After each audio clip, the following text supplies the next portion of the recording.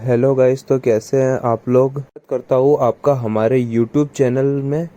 आज की वीडियो में हम HTML के कोर्स को आगे बढ़ाते हुए कुछ नए टैग्स के बारे में पढ़ेंगे। लास्ट वीडियो में हमने काफ़ी सारे HTML के टैग्स के बारे में पढ़ा था। तो आज की वीडियो में हम HTML की लिस्ट और HTML की टेबल्स के बारे में पढ़ेंगे।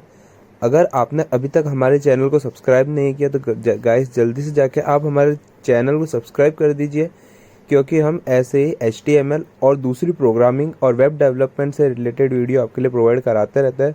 तो जल्दी जाकर हमारे चैनल को सब्सक्राइब करके बेल नोटिफिकेशन को ऑन कर दीजिए, ताकि हमारे चैनल पर आने वाले अपडेट्स आपको सबसे पहले मिल सके। तो गाइस ज़्यादा टाइम वेस्ट न करते हुए आज की हमारी वीडियो को यहीं पर स्टार्ट करते हैं।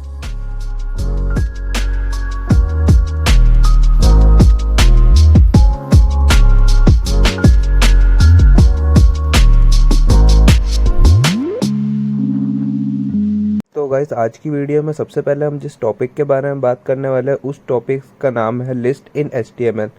तो कभी कभार हमारे वेबसाइट पे हमें कुछ ऐसा कंटेंट डालना पड़ता है, कुछ ऐसे आइटम डालने पड़ते हैं जो हमको लिस्ट की फॉर्म में रिप्रेजेंट करने पड़ते हैं हमारी वेबसाइट पे। जैसे कि अगर हम हमारा पोर्टफोलियो डिज़ाइन कर रहे हैं तो उसमें हमारे एजुकेशन के एक सेक्शन बनाएंगे, तो उसमें हमारे एजुकेशन की क्वालिफिकेशन को डालने के लिए हमें एक लिस्ट बनानी पड़ेगी। तो उस लिस्ट बनाने के लिए हमको HTML के लिस्ट टैग्स के बारे में पता होना ज़्यादा ज़रूरी है। तो अगर आप आपके आइटम्स को लिस्ट की फॉर्म में इंसर्ट करना चाहते हैं आपके वेबसाइट पे, तो दो तरह से आप करा सकते हैं। सबसे पहले होती है ऑर्डर्ड लिस्ट और दूसरी होती है अनऑर्डर्ड लिस्ट। ऑर्डर्ड लिस्ट में आपके जो आइटम्स होते हैं वो एक न्यूमेरिकल फॉर्म में होते हैं, जैसे 1 2 3 4। और अनऑर्डर्ड लिस्ट में जो आपके आइटम्स होते हैं लिस्ट के, वो बुलेट्स की फॉर्म में होते हैं, उसमें कोई न्यूमेरिक नहीं होता। तो सबसे पहले हम बात करने वाले हैं अनऑर्डर्ड लिस्ट की। अनऑर्डर्ड लिस्ट को बनाने के लिए आपको UL टैग का यूज़ करना पड़ेगा, जिसका मतलब होता है अनऑर्डर्ड लिस्ट। UL टैग के अंदर आपको LI का यूज़ करना पड़ेगा, यानी लिस्ट आइटम।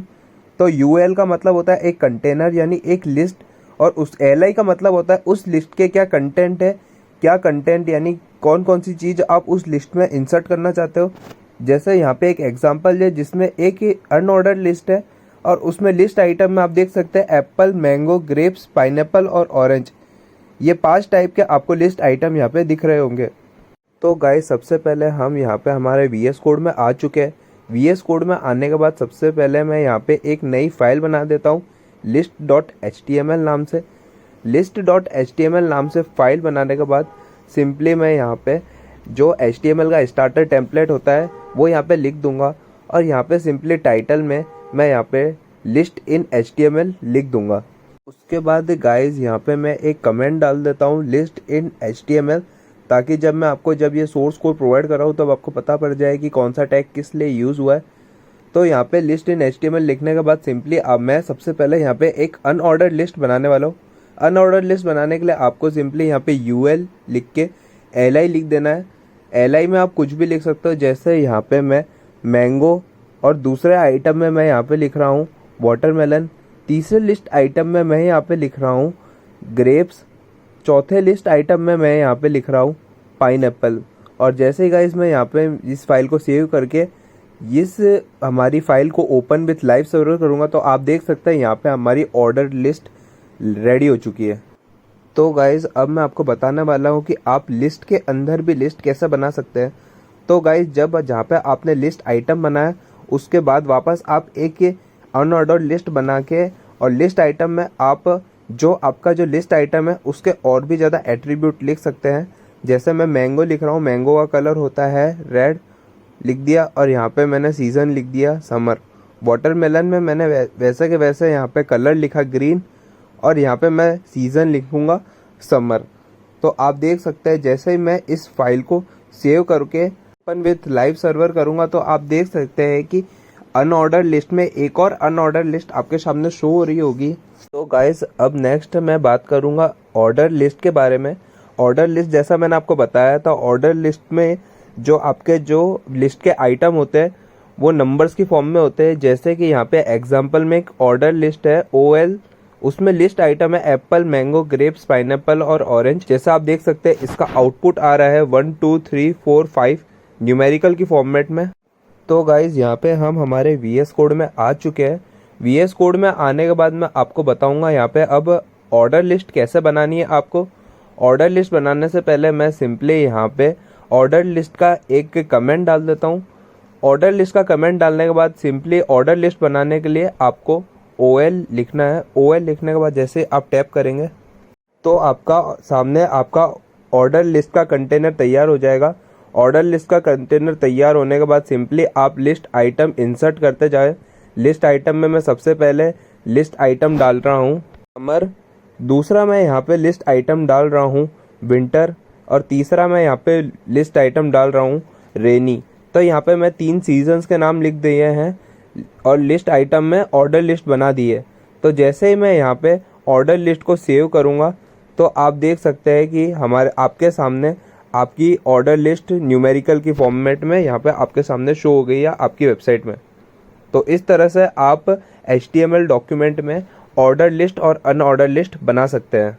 तो अब हम जिस टॉपिक के बारे में बात करने वाले हैं वो आपके इस HTML कोर्स का सेकंड सबसे इम्पोर्टेंट टॉपिक होने वाला है, जिसका नाम है टेबल्स। टेबल्स का यूज़ आप रियल टाइम डेटा को टेबल्स की फॉर्म में शो करने के लिए यूज़ करते हैं। टेबल बहुत ज़्यादा इम्पोर्टेंट HTML का पार्ट होने वाला है। जैसे अगर आप कोई डेटाबेस कनेक्ट कर रखा है आपकी वेबसाइट से, तो डेटाबेस को रेंडर करके आपको HTML पेज पे शो करने के लिए आपको टेबल्स की ज़रूरत पड़ेगी। टेबल्स और भी काफ़ी ज़्यादा यूज़ आती है, जैसे कि डेटा साइंस और आर्टिफिशियल इंटेलिजेंस में भी HTML में आपका डेटा को रेंडर कराने के लिए टेबल्स का यूज़ होता है। तो HTML में टेबल का यूज़ करने के लिए 3 सबसे ज़्यादा इम्पोर्टेंट टर्म है, TR, TD और TH। TR का मतलब होता है टेबल रो, TD का मतलब होता है टेबल डेटा और TH का मतलब होता है टेबल हेड।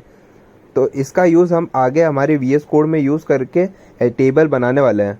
तो टेबल्स को समझाने के लिए मैं सिंपली यहाँ पे VS कोड में आ चुका हूँ। VS कोड में आने के बाद सिंपली मैं यहाँ पे table.html नाम से एक फ़ाइल बना दूंगा। फाइल बनाने के बाद यहाँ पे मेरा स्टार्टर टेम्पलेट आ चुका है और टाइटल में मैं यहाँ पे टेबल्स लिख दूंगा। टेबल बनाने के लिए सिंपली आपको टेबल टैग लिख के एक टेबल रो बनानी है, TR लिख के। उस टेबल रो बनाने के बाद आपको टेबल कॉलम बनाने पड़ेंगे, यानी टेबल रो में जितने भी आपको डेटा रखने हैं वो TD का यूज़ करके आप रख सकते हैं। तो जैसे आप देख सकते हैं यहाँ पे मैं 3 कॉलम बना रहा हूँ। 3 कॉलम में मैंने यहाँ पे सेल 1, सेल 2 और सेल 3 लिख दिया है। उसके बाद मैं यहाँ पे एक दूसरी रो बना रहा हूँ। उस दूसरी रो में यहाँ पे मैं वापस 3 कॉलम बना रहा हूँ, जिसमें मैं लिख रहा हूँ सेल 4, सेल 5 और सेल 6। तो यहाँ पे जैसे ही मैं इस पेज को सेव करके यहाँ पे आपके सामने हमारी जो HTML की फाइल है table.html को, इसको लाइव सर्वर से ओपन करके आपके सामने खोलता हूँ, तो आप देख सकते हैं यहाँ पे आपके सामने हमारी एक लिस्ट यहाँ पे तैयार हो चुकी है, जिसमें 2 रो है और 3 कॉलम है, जिसमें लिखा है cell 1, cell 2, cell 3, cell 4, cell 5 और सेल 6। तो गाइज अब हम बात करने वाले हैं टेबल हेड और टेबल बॉडी के बारे में। तो हम यहाँ पे टेबल हेड और टेबल बॉडी का यूज़ हमारे टेबल को सेपरेट करने के लिए यूज़ कर सकते हैं। तो यहाँ पे मैं एक और रो बना रहा हूँ, जिसमें मैं लिखूँगा सेल 7, सेल 8, सेल 9। तो यहाँ पे मैं टेबल हेड लिखूँगा। टेबल हेड में मैं यहाँ पे टेबल हेड इसलिए बना रहा हूँ ताकि टेबल की कोई हेडिंग हो। टेबल हेड टेबल बॉडी को सेपरेट करता है, यानी जब यूज़र और जब HTML पेज किसी ब्राउज़र किसी HTML फाइल को रेंडर करे तब उसको ईजीली अंडरस्टैंड, ईजीली उसको पता चल जाए कि टेबल में कौन सा रो हेडिंग है और कौन सी रो बॉडी है। तो यहाँ पे आप देख सकते हैं, यहाँ पे मैं टेबल हेड और टेबल बॉडी दोनों लिख दिया है।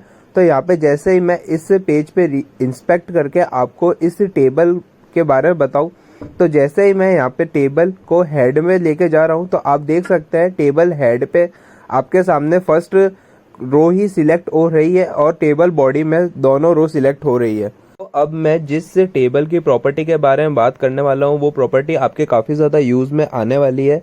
तो यहाँ पे आप देख सकते हैं मैंने एक टेबल बना रखी है जिसमें 3 रो है और 3 कॉलम है।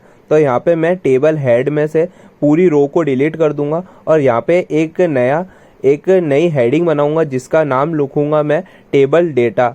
और जैसे ही मैं इस हेडिंग को सेव करूंगा, तो आप देख सकते हैं कि हमारा जो टेबल हेड है वो काफ़ी ज़्यादा स्पेस ले रहा है और आपकी टेबल अट्रैक्टिव नहीं लग रही है, यूज़र फ्रेंडली नहीं लग रही है। तो इस चीज़ को ठीक करने के लिए आपको सिंपली जो टेबल डेटा लिखा है टेबल हेड में, टेबल रो में जो आपने टेबल हेडर लिखा है उसमें कॉलम स्पैन लिख के 2 लिख देना है। तो इसका मतलब ये होता है कि आपका जो टेबल हेड है वो 2 कॉलम की स्पेस लेगा। काफ़ी अच्छी HTML का यूज़ करके आप टेबल को अट्रैक्टिव बना सकते हो तब जब आपका जो टेबल का डेटा है वो काफ़ी ज़्यादा लेंथ में ज़्यादा है। तो बस गाइज आज की वीडियो में इतना ही। मिलते हैं आपको नेक्स्ट वीडियो में HTML कोर्स की।